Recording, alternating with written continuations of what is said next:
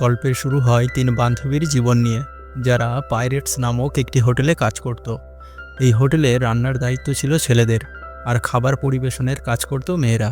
কারণ এই হোটেলে খাবারের পাশাপাশি গ্রাহকদের শারীরিক চাহিদারও যত্ন নেওয়া হতো। কালো পোশাক পরা মেয়েটির নাম ছিল সেরিনা, বাদামি চুলওয়ালির নাম হচ্ছে রুহি, আর রঙিন মেকআপ করা মেয়েটির নাম ছিল নিকি। তারা তিনজনেই অসম্ভব সুন্দরী এবং যুবতী ছিল। তাদের সৌন্দর্যের কারণে হোটেলে বেশ চাঞ্চল্য লেগেই থাকত। সকালে সেরিনা এক মোটা গ্রাহকের সাথে সময় কাটাচ্ছিল, কিন্তু কিছুতেই সে তাকে সন্তুষ্ট করতে পারছিল না। রেগে গিয়ে সে প্রথমে সেই মোটা লোককে অপমান করে, তারপর তাকে মারধরও করে। এরপর সেরিনা তার বান্ধবীদের কাছে ফিরে আসে। তারা সবাই হোটেলের একটি নির্দিষ্ট পোশাক পরার জন্য প্রস্তুতি নিতে থাকে।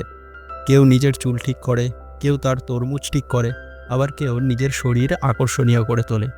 কয়েক মুহূর্তের মধ্যে তারা পুরোপুরি প্রস্তুত হয়ে কাজে লেগে পড়ে। এখানে কাজ করত আরেকজন, যার নাম ছিল মনিকা। তার প্রতি অনেকেই আকৃষ্ট হতো, কিন্তু কাছে গেলেই চমকে যেত, কারণ মনিকা দেখতে নারীদের মতো হলেও তার ভিতরে পুরুষের বৈশিষ্ট্য ছিল। কিছুক্ষণ পর মনিকা হোটেলে আসে এবং তিন বান্ধবীর সঙ্গে যোগ দেয়। তারা সবাই মিলে পরিকল্পনা করতে থাকে কিভাবে গ্রাহকদের আরও আনন্দ দেওয়া যায়। এই হোটেলের কোনো মেয়েই বিয়েতে বিশ্বাস করত না, তারা শুধু নিজেদের ইচ্ছামতো জীবন কাটাতো।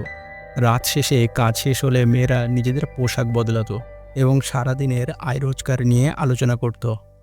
রুহি তখন তাদের জানায় যে সে কিছুদিন তার মাসির বাড়িতে থাকবে। কিছুদিন আগে তার মাসি মারা গিয়েছে এবং তার মা সেই বাড়ি বিক্রি করার সিদ্ধান্ত নিয়েছে। বাড়ি বিক্রি না হওয়া পর্যন্ত রুহিকে সেখানে থাকতে হবে, যাতে বাড়ি খালি দেখে কেউ চুরি করতে না পারে। এদিকে যখন রুহি তার মাসির বাড়ির কথা বলছিল, তখন সেই বাড়িতে ইতিমধ্যে চোর ঢুকে পড়েছিল। এক চোর মূল্যবান জিনিসপত্র চুরি করার সময় তার উপর হঠাৎ আক্রমণ হয়। আরেক চোর সুইমিং পুলে স্নান করছিল, তখন পিছন থেকে কেউ তাকে পুলে ফেলে দেয় এবং ডুবিয়ে মারার চেষ্টা করে। কোনো রকমে সে পুল থেকে বেরিয়ে আসে। দুজন চোর বাড়ি জুড়ে খুঁজে কিছুই পায় না, কিন্তু বুঝতে পারে কেউ আছে যে তাদের উপর হামলা চালাচ্ছে। ধীরে ধীরে বাড়ির জিনিসপত্র তাদের উপর আক্রমণ করতে থাকে। ভয়ে তারা দুজনেই বাড়ি ছেড়ে পালিয়ে যায়। তাদের পালানোর কিছুক্ষণ পর রুহি, সেরিনা এবং নিকি একসঙ্গেই সেই বাড়িতে পৌঁছায়। তিন মেয়ে বাড়িটিতে আসে এবং বাড়িটি দেখে তারা খুবই মুগ্ধ হয়। তারা বাড়িটি ঘুরে দেখছিল এবং একসঙ্গে মদ্যপান করছিল। এই সময় তারা রুহির মাসির একটি ছবি খুঁজে পায়, যেখানে একজন ছেলের ছবিও ছিল। মেয়েরা জিজ্ঞাসা করলে রুহি বলে যে এটি তার মাসির প্রেমিক, যিনি অনেক বছর আগে রাগ করে এই বাড়িতেই আত্মহত্যা করেছিল। বলা হয় তার আত্মা এখনও এই বাড়িতে ঘুরে বেড়ায়, কিন্তু রুহি এই ধরনের কথা বিশ্বাস করে না। কিছুক্ষণ হাসি ঠাট্টার পরে সেরিনা এবং নিকি বাড়ি ছেড়ে চলে যায়। রুহি একা বসে মদ্যপান করতে থাকে। হঠাৎ করে তার মনে হয় কেউ যেন তাকে স্পর্শ করছে, যদিও বাড়িতে সে ছাড়া আর কেউই ছিল না। সে ভাবে হয়তো মদ বেশি খেয়ে ফেলেছে। এরপর সে শুতে চলে যায়। রাতে ঘুমের মধ্যে কেউ যেন তার পোশাক খুলে দেয় এবং তার সঙ্গে অদ্ভুত কিছু করতে শুরু করে। রুহি এটা উপভোগ করছিল এবং যখন তার ঘুম ভাঙে তখন ঘরে কেউই ছিল না। আসলে বাড়িটিতে সত্যি একটি ভূত ছিল, যে মেয়েদের প্রতি বিশেষ আকর্ষণ অনুভব করত। রুহি দ্রুত তার বান্ধবীদের এ কথা জানায়। তারা আবার বাড়িতে ফিরে আসে। তাদের প্রত্যেকেই ভূতের সঙ্গে এক্সপেরিমেন্ট করতে চায়। মেয়েগুলো আলাদা আলাদা রুমে থাকতে শুরু করে, কিন্তু বাড়িতে থাকা ছেলেদের প্রতি ভূত রাগান্বিত হয়ে তাদের উপর জিনিসপত্র ছুঁড়ে মারে।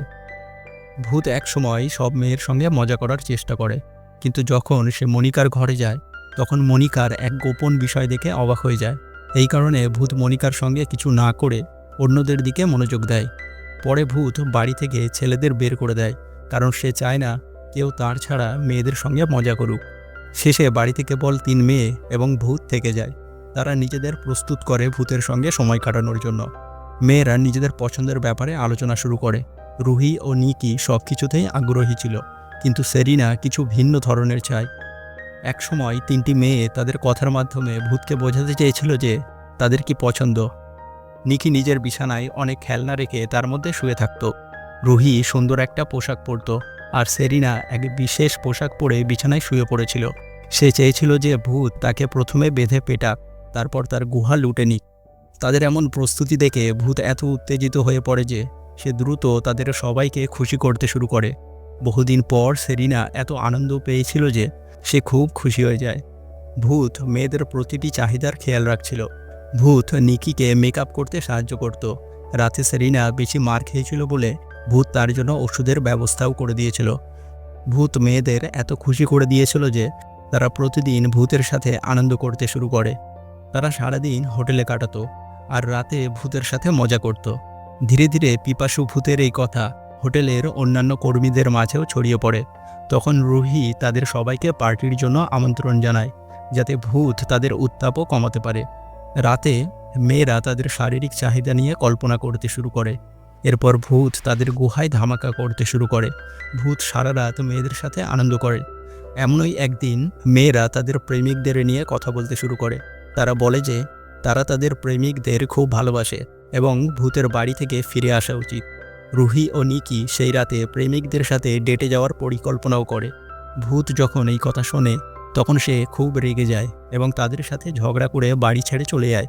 পরদিন সকালে ভূতের রাগ কমে না। সে মেয়েদের অনেক বিরক্ত করতে থাকে। এতে বিরক্ত হয়ে 3 জন মেয়েই বাড়ি থেকে বেরিয়ে যায়। মেয়েরা ভাবছিল যে ভূত বাড়ি থেকে বাইরে আসতে পারবে না, কিন্তু ভূত তাদের ভুল ভেঙে দেয়। কিছুক্ষণ চিন্তা করার পর রুহি সিদ্ধান্ত নেয় যে সে রাতে ভূতের সাথে কথা বলবে। কাজ শেষে রুহি কাউকে না জানিয়ে পিপাসু ভূতের সাথে কথা বলতে চলে যায়। তার বন্ধুরা যখন জানতে পারে যে রুহি একা ভূতের সাথে কথা বলতে গেছে, তখন তারা তার সাহায্যের জন্য বেরিয়ে পড়ে। ওদিকে রুহি মানুষের বাড়িতে ছিল। সে ভূতকে বোঝানোর চেষ্টা করছিল যে আমরা তোমার সাথে অনেক মজা করেছি, কিন্তু এখন আমরা আর তোমার সঙ্গে মজা করতে পারবো না, কারণ আমার মা এই বাড়িটি বিক্রি করে দেবে আর আমরা 3 জন নিজেদের প্রেমিকদের সাথে থাকার পরিকল্পনা করেছি। রুহির কথা ভূতের ভালো লাগেনি। রুহি বোঝানোর চেষ্টা করেছিল, যদিও ভূত তার কথা শুনে খুব রেগে যাচ্ছিল। ভূত চেয়েছিল রুহি সেই বাড়িতে থেকে যাক, যাতে সে নিজের আশা পূরণ করতে পারে, কিন্তু রুহি তার কোনো কথাই মানেনি, যা ভূতকে আরও ক্ষিপ্ত করে তোলে। রুহিকে ভয় দেখানোর জন্য ভূত বাড়ির জিনিসপত্রগুলো ছুঁড়ে ফেলে।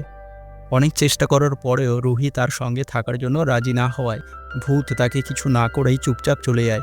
আসলে ভূত রুহিকে পছন্দ করতে শুরু করেছিল, তাই সে তার কোনো ক্ষতি করতে চায়নি। ভূত চলে যাওয়ার পর রুহির বন্ধুরাও তার কাছে পৌঁছায়।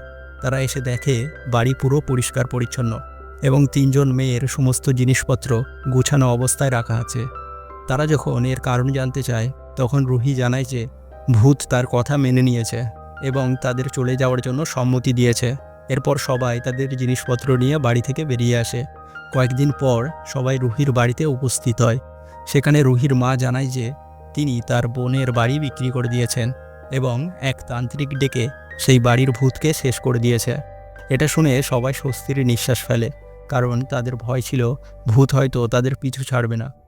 আর এভাবেই গল্পটি শেষ হয়। আপনি যদি এরকম ভিডিওর ভক্ত হন, তবে দয়া করে আমার চ্যানেলটি সাবস্ক্রাইব করতে ভুলবেন না। দেখা হবে পরবর্তী ভিডিওতে। ততক্ষণ পর্যন্ত বিদায়।